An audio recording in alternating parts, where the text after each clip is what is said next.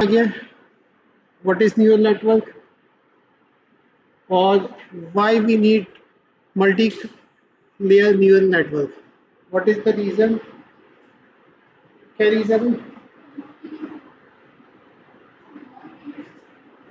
Non-linear क्या?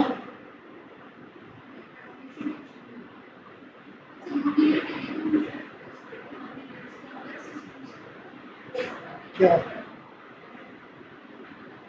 समझ में आ गया था ना लेक्चर? तो क्लियर आंसर होना चाहिए था. Why we need multi-layer neural networks?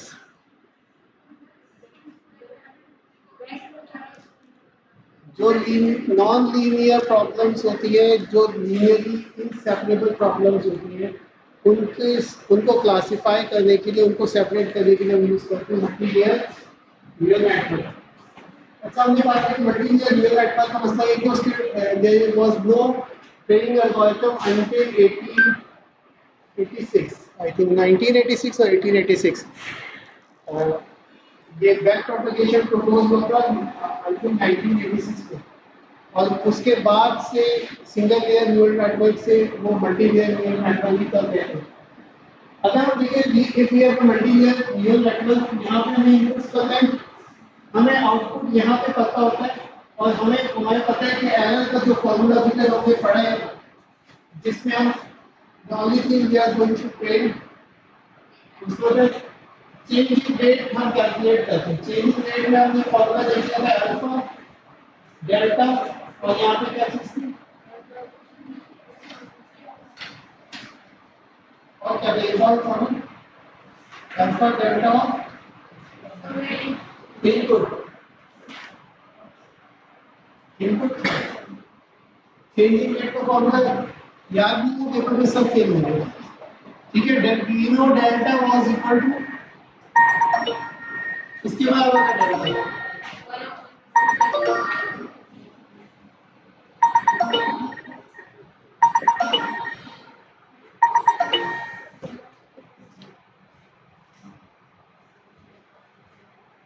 Delta group से भी डाउनलोड नहीं किए लेक्चर्स, मैंने ग्रुप पे भेजे हैं. अभी इस मिनट आपके पास मौजूद है ना, नहीं देख सकते.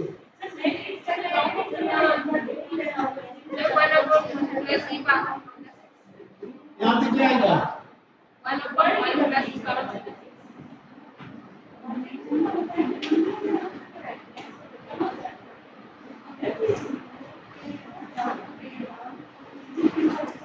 बड़ी डिसअपॉइंटमेंट हो रही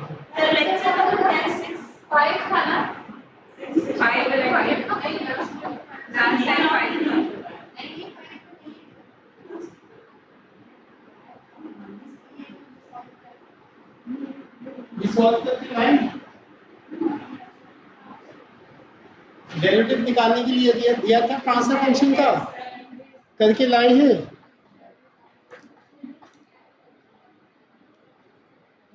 15 नंबर रख दिए जाए इस असाइनमेंट के, कोई भी नहीं करके लाया. एक बच्ची जो टॉप कर रही है 15 नंबर से, उनको कंसीडर करते हैं, उनके लिए 20 नंबर का कर देते हैं, ताकि वो एब्सेंट होने के 5 नंबर भी काउंट कर लिए जाए उसमें. इनका गलत हुआ तो इनको 25 नंबर दिए जाएंगे, इन्हें अटेम्प्ट किया था, अटेम्प्ट के 5 नंबर एक्स्ट्रा. ठीक है, क्योंकि वी शुड प्रमोट स्टूडेंट कि वो फेलियर को अप्रिशिएट करें, लर्न करें, उससे आगे बढ़े. ऐसे स्टूडेंट को हमें प्रमोट नहीं करना चाहिए जो अटेम्प्ट ही ना कर रहे हो, क्लास में एब्सेंट हो. ठीक है, तो जो मेंटली तौर पे प्रिपेयर होता है फेलियर के लिए, वो ज़्यादा स्ट्रॉन्ग माइंड वाला होता है, ताकि वो एक्सेप्ट करके आगे बढ़ सकता है. जो मेंटली तौर पे प्रिपेयर नहीं होता फेलियर के लिए, इसका मतलब ये है कि वो जब उसको फेलियर आएगा तो वो ऐसा ब्रेक डाउन होगा कि वो उसे समझने में काफ़ी टाइम लगेगा. तो you should be prepare for everything, worst situation के लिए प्रिपेयर होना चाहिए. अच्छा, याद आ रहा है कुछ फॉर्मूला ये वाला तो the only thing we need, हमें जो भी पूरा गॉल्टन से डिपार्टमेंट होती है, चेंज इन रेट निकालना. चेंज इन रेट कैसे आता है? डेल्टा से आता है. डेल्टा में जो ओनली वेरिएबल होता है ई होता है एरर, और एरर कैसे कैलकुलेट करते हैं? d - 5 या टी माइनस ए, ये दोनों वेरिएबल टी या डी। टी कहते हैं टारगेटेड आउटपुट को, डी कहते हैं डिजायर आउटपुट को। दोनों का एक ही मतलब है, यानी कि जो आपको आउटपुट लेने के वैल्यू रिक्वायर्ड होती है अपने एल्गोरिथम से, उसे टी या डी से डिनोट करते हैं। टी अगर आप इस तरह याद रखें टारगेट आउटपुट, या डी से आप डिजायर आउटपुट याद रखें, तो आपको ये दो वेरिएबल याद रहेंगे। A is the activation function output जो न्यूरल नेटवर्क के ट्रांसफर फंक्शन के बाद आता है, ए उसको डिनोट करता है। या वाई यू नो के कहीं पे भी आप कोई भी क्वेश्चन लिखते हैं तो y is equal to mx plus c, तो y इज आउटपुट, तो इसमें यहाँ पे y या a यूज होता है। ठीक है, it is the output of your algorithm, या आपके जो मॉडल आपने डिजाइन किया उस एल्गोरिथम में रन किया उसका आउटपुट होता है। ठीक है, तो सिर्फ ये जो है ना याद करने के लिए, ताकि आपको फॉर्मूला भूले नहीं, इसलिए मैंने आपको एक थोड़ी सी कॉन्सेप्ट दिया। और एक्चुअल में आप कोई भी वेरिएबल यूज कर सकते हैं, ये डी बाय डी ए जरूरी नहीं है। अच्छा, तो एरर हमें यहाँ पे कैलकुलेट होता है, और एरर से हमने देखा कि हमारे पास एरर होगा तो ट्रांसफर फंक्शन को हमें हल नहीं पता है। ये एरर ट्रांसफर फंक्शन की वैल्यू से मल्टीप्लाई करके डेल्टा निकालेंगे। डेल्टा के पास हमें इनपुट पता है और अल्फा पता है, alpha is the limited, x is the input, हमें ये चीजें पता होती हैं। तो हम क्या करेंगे कि चेंज इन वेट निकाल सकते हैं कई बार। लेकिन जब हम यहाँ पे लिखते हैं एरर कैलकुलेट करने के लिए हमें दो चीजें रिक्वायर्ड है, एक तो इस नियर का आउटपुट, और दूसरी जो चीज रिक्वायर्ड है वो क्या है,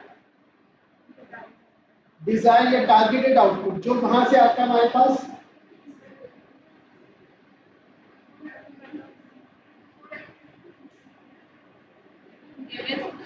गिवन होता है। गिवन कहां से होता है, डेटा सेट से आता है।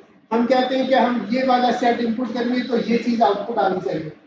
क्या उस डेटा सेट में ये चीज गिवन होती है कि इस लेयर का क्या आउटपुट होगा या इस लेयर का क्या आउटपुट होगा? नहीं, वो फाइनल आउटपुट की बात करता है।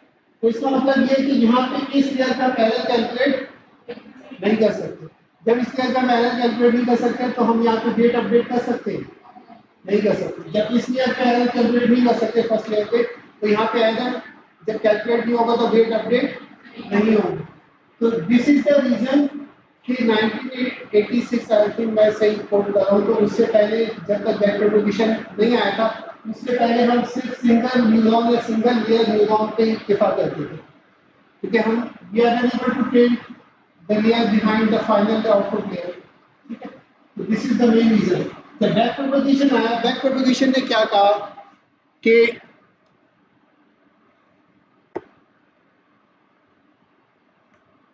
बैक प्रोपगेशन एल्गोरिथम कह रहा है कि आपने यहाँ पे इनपुट दिया, तो ये इनपुट वेट से मल्टीप्लाई होगा, इन दो वेट से मल्टीप्लाई होगा, इधर जाएगा इधर जाएगा, ये वाला x2 इनपुट जो प्लस q और सेकंड वन का इनपुट हो जाएगा, इसका कोई आउटपुट होगा, फिर ये वेट से मल्टीप्लाई होकर फाइनल आउटपुट हो जाएंगे y1 और y2।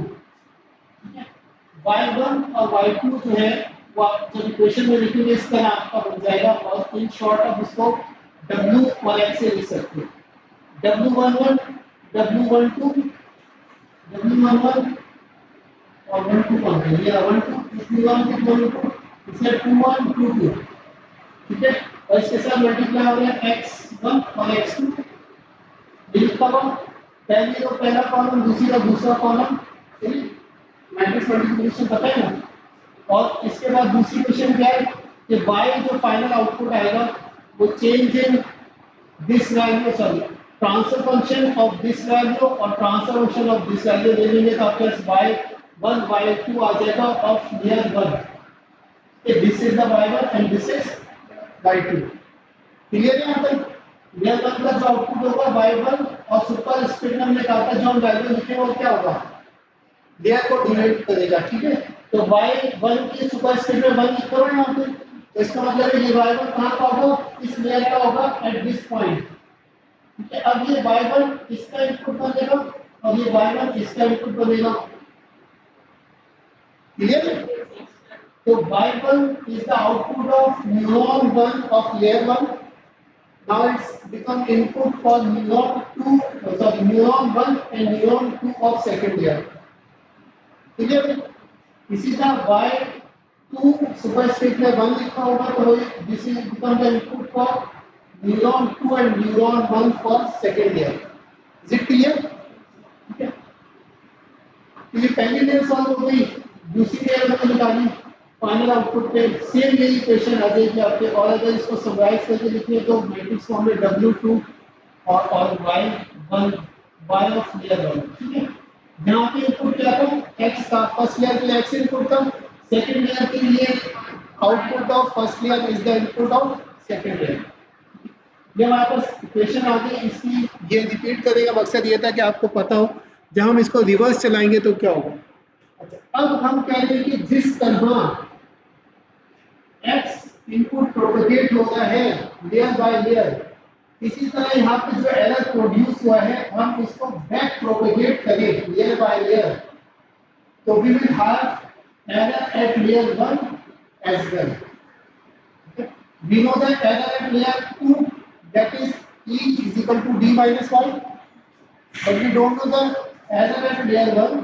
तो अगर हम इस एरर को बैक प्रोपेगेट करें, रिवर्स करें, जैसे x इनपुट होके RS से वन लेयर से सेकंड लेयर से आउटपुट जा रहा है, प्रोपेगेट हो रहा है ना, इसी तरह इसको अगर बैक प्रोपेगेट करें तो we will have error at this point, ठीक है, लेयर 1।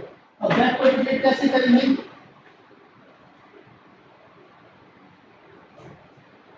अच्छा ये एरर और ये डेल्टा जो कैलकुलेट हुआ ये आपको पता है, ये वाला होमवर्क था आपका। अब बैक प्रोपेगेट कैसे करेंगे वो नेक्स्ट स्लाइड में आपको मैं दिखाता हूँ। यहाँ पे आपको ऐसे पता चल गया E is equal to D minus 1 sorry D minus Y, और आपने कहा कि आपने डेल्टा 1 और डेल्टा 2 कैलकुलेट कर दिया। Delta 1 is the error at this point, delta 2 is the error at this point. अब ये दोनों एरर या डेल्टा एरर जो है वो क्या होगा, इसका इनपुट बनेगा, डेल्टा 1 और डेल्टा 2 ये न्यूट्रॉन में इनपुट बनेगा, और साथ में डेल्टा 1 और डेल्टा 2 बनेगा न्यूट्रॉन 2 का इनपुट। लेकिन बीच में क्या चीज आएगी, वेट से, तो वेट से क्या होगा, मल्टीप्लाई होगा, ठीक है सबको। हमने यही काम किया, वेट से यहाँ पे W11 है, डेल्टा 1 है, ये यहाँ पे इनपुट बन गया W11 और डेल्टा 1, ठीक है, W11 ऑफ लेयर 2, क्योंकि ये वेट इस लेयर की है, ठीक है। इसी का ये W12 ऑफ लेयर 2 इसके साथ डेल्टा 1 के साथ मल्टीप्लाई होकर सेकंड न्यूट्रॉन का इनपुट बनेगा। W12 of layer 2 with delta 1, ये सेकंड न्यूट्रॉन का इनपुट बनेगा, क्लियर है। ये बैक प्रोपेगेशन होती है। बस ये जो इतनी सी लॉजिक थी कि जिसका फॉरवर्ड प्रोपेगेट आप कर रहे हैं उसी का बैक प्रोपेगेट कर रहे, इसको कई साल लग गए, डिकेड्स लग गए, और एक मास्टर्स के स्टूडेंट ने थीसिस में प्रपोज किया था कि जिसका फॉरवर्ड प्रोपेगेट कर रहे उसको हम रिवर्स करके प्रोपेगेट कर रहे, तो we will have an error of layer 1। यहाँ तक कोई कंफ्यूजन? फिर एरर जब आपके पास आ गया तो आपको डेल्टा निकालने का कोई प्रॉब्लम नहीं है, सेम वही फॉर्मूला है। द ओनली कंफ्यूजन वाज कि एरर कैसे कैलकुलेट किया जाए। सही है, यहाँ तक किसी को क्लियर? तो कंफ्यूजन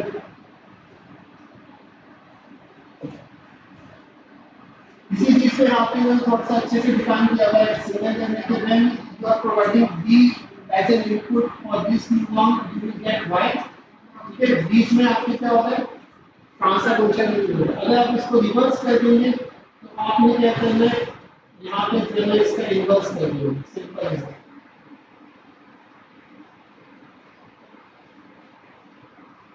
क्लियर है?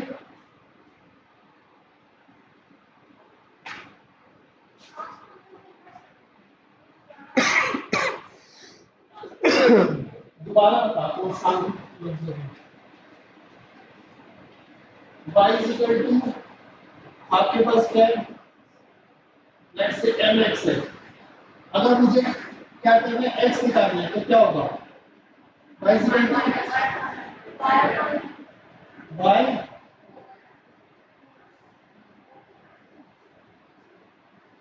सही है, सबको नजर है क्या हुआ,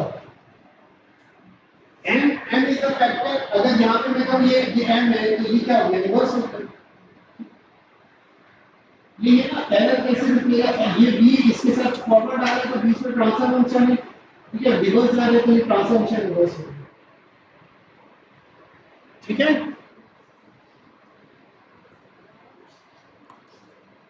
बाकी चीजें सेम रहेंगी, कोई चीज चेंज नहीं होगी। बाकी सारे फॉर्मूले चेंजिंग वेट का वही है, वेट न्यू वेट का equal to old weight plus changing weight, वही फॉर्मूला रहेगा, कोई चेंज नहीं होगा। ठीक है, क्लियर है, कोई कंफ्यूजन नहीं है, आगे चले।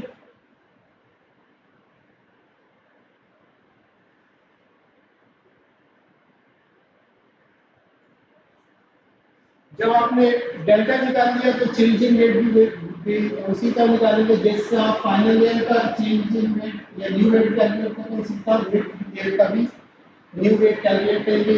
Wait new is equal to weight old plus change in weight. ठीक है, कोई चीज डिफरेंट नहीं होगी।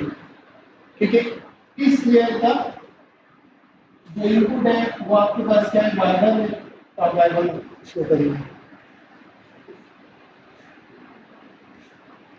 अच्छा, बैक प्रोपगेशन एल्गोरिथम में क्या चीज अपडेट हुई है कि आपने सेम इनिशियलाइज किया वेट को प्रोसेस किया, अगर एरर है तो एरर कैलकुलेट करेंगे फर्स्ट लेयर का, डेल्टा निकालेंगे फर्स्ट लेयर का, फिर इस एरर को प्रोपोगेट करेंगे बैकवर्ड, उस वक्त तक प्रोपोगेट करते रहेंगे और ये वाली वैल्यू कैलकुलेट करते रहेंगे जब तक आप इनिशियल या फर्स्ट लेयर तक रीच नहीं कर जाए। जब फर्स्ट लेयर तक रीच कर जाएंगे तो आपको क्या करना है, ये वेट्स को अपडेट कर देना है और रिपीट कर रहे हैं वापस, सॉरी वेट एडजस्ट कर लेंगे और फिर रिपीट कर रहे हैं स्टेप 2 से, यानी कि आप अर्ली ट्रेनिंग इटरेशन में आ जाएंगे। कोई कंफ्यूजन यहाँ तक, कोई कंफ्यूजन नहीं है। जो कोड दिए थे पिछले वीक में वो सबने चला के देख लिए।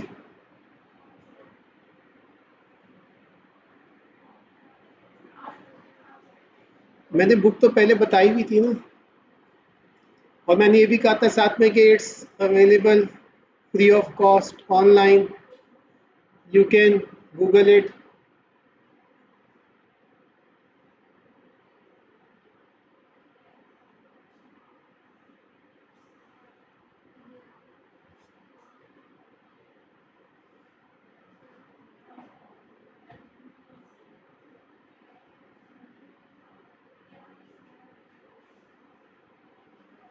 So now consider a neural network that consists of four neurons, three input and single output.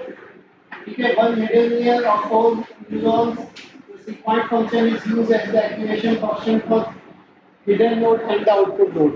ठीक है, ये आपको बेसिक इंफॉर्मेशन दी हुई है, आपको ये इनपुट दिए हुए और ये आउटपुट शो किया हुआ है। Basically this is an XOR example. ठीक है, इस एक्सॉर एग्जाम्पल को आप लोग अपने अपने कंप्यूटर में सॉल्व कर लें। इतना कोड तो आ गया होगा ना। सबसे पहला स्टेप क्या है, वेट को इनिशियलाइज करना। ये नहीं कर सकते आप लोग मैटलैब पे, कॉपी पे लिखेंगे वेट कौन सी लेयर के क्या क्या वेट मैट्रिक्स होगा बताएं, कॉपी पे लिखें। बिल्कुल प्राइमरी स्कूल की तरह लिखवाना पड़ता है आप लोगों को।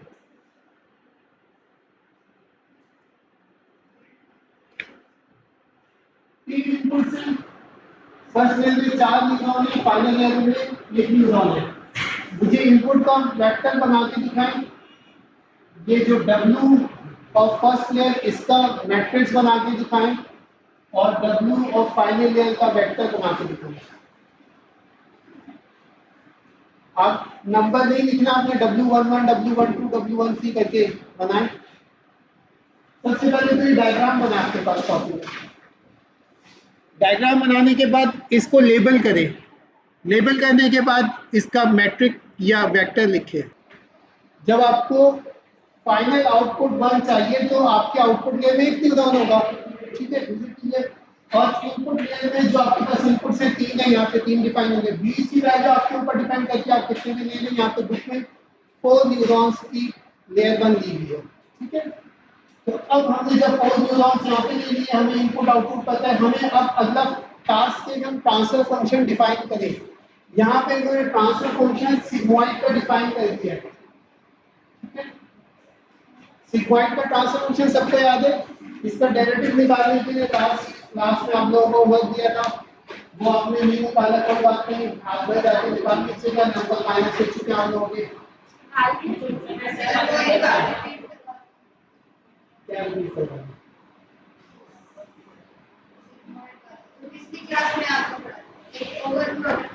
सिग्मॉइड का ट्रांसफर फंक्शन जो होता है वो ये होता है y is equal to 1 upon 1 plus e raised to the power minus x, where x is the input।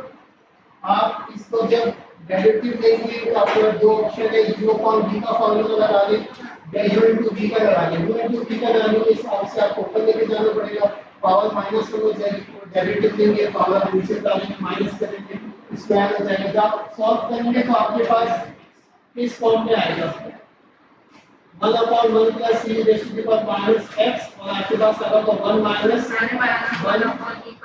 upon 1 plus e raised to the power minus x।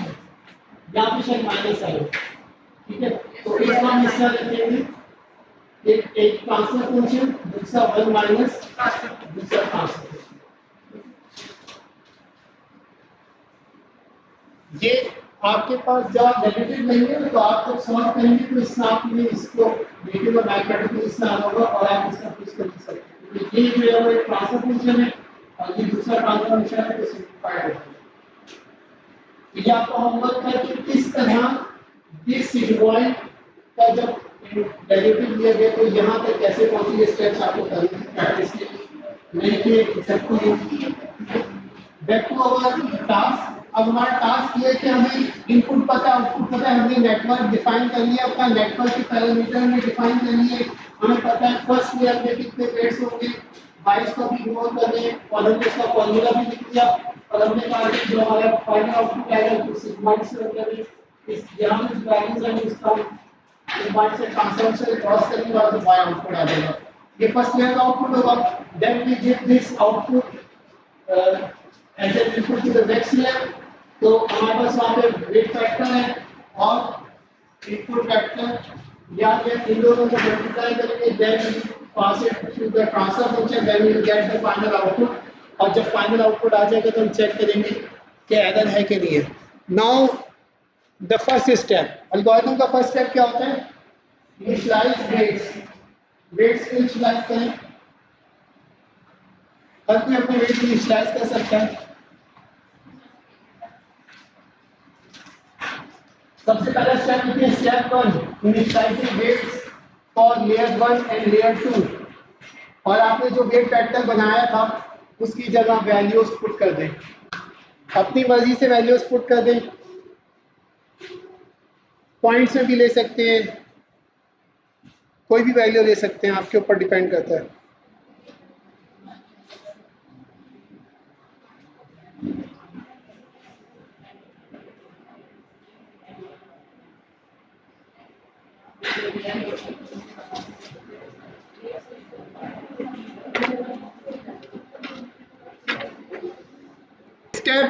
Step number 1, initialize weight factor and matrix. तो इसके first layer का weight factor initialize करना और second layer का weight factor initialize करना। Initialize का मतलब है कि assigning some random values to the weight factor.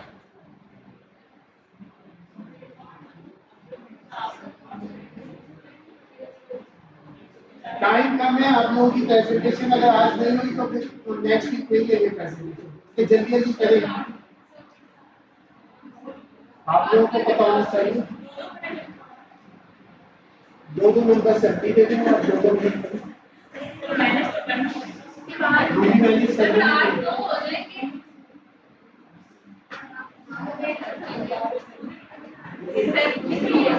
करिए, इनिशियलाइज करिए। स्टेप 2 क्या होता है? स्टेप 1 हो गया आपका,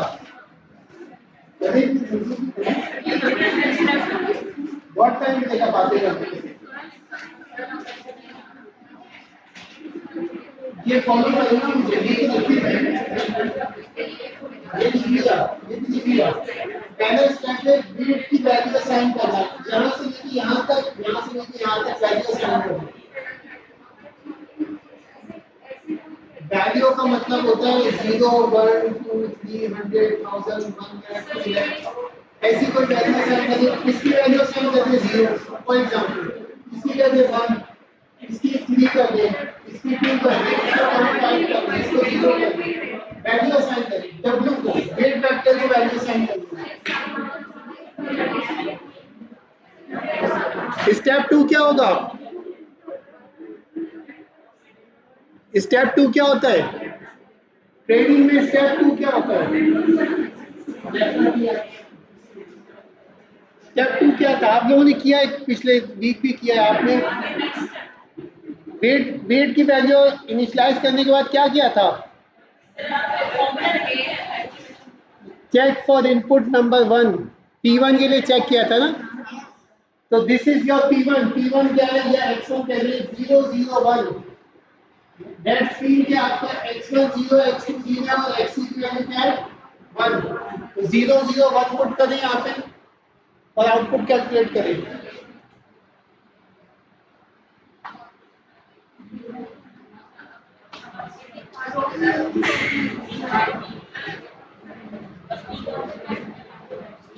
स्टेप 2 है कि आपको जो x इनपुट गिवन है 0, 0, 1,